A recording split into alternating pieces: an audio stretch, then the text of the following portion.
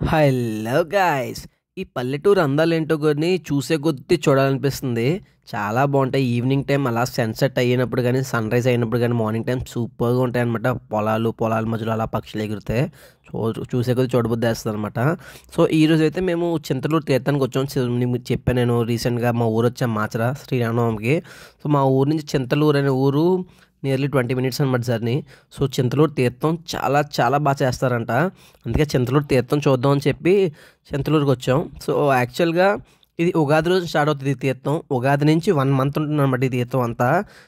చాలా ఫేమస్. మీకు జనం చూస్తే మీకు అర్థమైపోతుంది ఎంత క్రౌడ్ ఉందో. చింతలూరు మూకాంబిక అమ్మవారి తీర్థానికి. ఈ లైన్ అంతా చూసారా? ఈ లైన్ అంతా ఏంటి గుడిలోకి వెళ్ళడానికి కాదు. కాగడాలు ఉంటాయన్నమాట. చూసారా అవే కాగడాలు. ఆ కాగడాలు కొనుక్కోవడానికి లైన్ అంతా. సో, కాగడాలు వెలిగిస్తే మన దిష్టి పోతుందని ఒక నమ్మకం అనమాట. అందుకే అంత పెద్ద లైన్ ఉంది బ్యాక్ సైడ్. మేము కూడా మరి దిష్టి పోద్దని మేము కూడా మాకు ఎంతో కొంత దిష్టి ఉంటుందని చెప్పి మేము కూడా కాగడాలు అంటించి తీసేసాం. 50 రూపీస్ దర్శనానికి అయితే వెళ్ళాం. ఇక్కడ మ్యాజిక్ ఉంటుంది చూడండి. 50 రూపీస్ దర్శనానికి అయితే వెళ్ళాం. 50 రూపీస్ దర్శనానికి వెళ్ళిన చాలా పెద్ద లైన్ ఉందన్నమాట. ఆ క్రౌడ్ చూసి నాకు మైండ్ పోయి మినిమం 2 అవర్స్ పడుతుంది జర్నీ మన దర్శనానికి. అంత పెద్ద లైన్ ఉంది.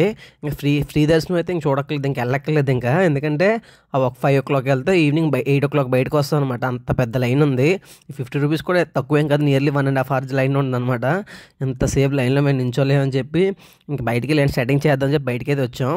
సో, ఇంక బయటికి వచ్చి ఒక అతనితో మాట్లాడి, సార్ మేము వైజాగ్ నుంచి వచ్చాం చింతలూరు తీర్థాన్ని చూడడానికి, ఏదో కొంచెం ప్లీజ్ చూడండి అంటే ఎంతో కొంత డబ్బులు తీసుకుని లోపలికి పంపిస్తా అన్నారు. ఇంకా లోపలికి అయితే వెళ్ళిపోయాం అనమాట. లోపలికి వచ్చేసాం. లోపల కూడా జనం చాలామంది ఉన్నారు. ఇంకా దర్శనం చేసుకున్నాం అనమాట. ఇక్కడ బ్లర్ వచ్చింది ఏంటి నాకు అర్థం అవ్వలేదు. దర్శనం మాత్రం అమ్మవారు చాలా బాగున్నారు. విగ్రహం చాలా పెద్దదిగా ఉంది అమ్మవారి విగ్రహం.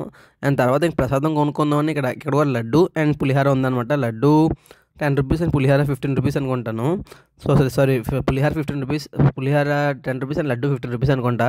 పులిహార టేస్ట్ మాత్రం అబ్బా భలే ఉంది. దేవుడి ప్రసాదం కదా, అబ్బా తినే కొద్దీ తినాలనిపిస్తుంది నిజంగా.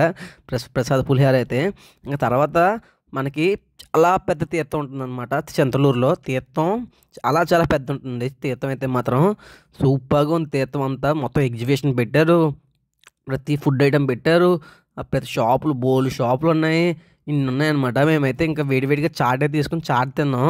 చాట్ అయితే టేస్ట్ మాత్రం అంటే ఈస్ట్ గోదావరి వంటల్లో ఏదో మ్యాజిక్ ఉంటుంది. అది నాకు అర్థం అవ్వదు కానీ ప్రతి దాని టేస్ట్ మైండ్ బ్లోయింగ్ ఉంటుంది. ఈస్ట్ గోదావరిలో ఏం వండినా అంటే నేను మా నాన్నమ్మ అమ్మమ్మ ఊరు వెళ్తా కదా, అక్కడ వండుతారు కూరలు. ఇక్కడ మా వైజాగ్లో ఉండే టేస్ట్ అక్కడ మాత్రం రాదు. అక్కడ సూపర్గా ఉంటుంది. టేస్ట్ డిఫరెంట్గా ఉంటుంది మొత్తం. ఇంకా ఇవన్నీ చూసి నాకు చిన్ననాటి జ్ఞాపకాలు. అంటే ఇప్పుడు వెళ్ళిన ఎగ్జిబిషన్కి మళ్ళీ మధ్యకాలంలో ఎప్పుడూ వెళ్ళలేదు నేను ఎగ్జిబిషన్కి. మళ్ళీ ఇప్పుడే వెళ్ళాను అనమాట. ఫుడ్ ఐటమ్ చూసారా? మంచూరియా కానీ, ఫ్రైడ్ రైస్లు కానీ, ఐస్ క్రీమ్లు, సోడాలు, బోల్డ్ రకాలు ఉన్నాయన్నమాట ఇక్కడ అంతా ఫుడ్ ఐటమ్. అండ్ చూసారు నేను చిన్నప్పుడు ఆడుకున్నాను అనమాట దీంట్లో. ఇప్పుడైతే నన్ను ఎక్కనివారు కానీ అది రబ్బర్ది ఉంటుంది. ఇంకా జనం అయితే మాత్రం విపరీతంగా ఉన్నారు నిజంగా. అంటే మేమైతే యాక్చువల్గా శ్రీరామనవమి రోజున వెళ్ళినాం. అందుకే జనం ఎంత ఎక్కువ మంది ఉన్నట్టున్నారు.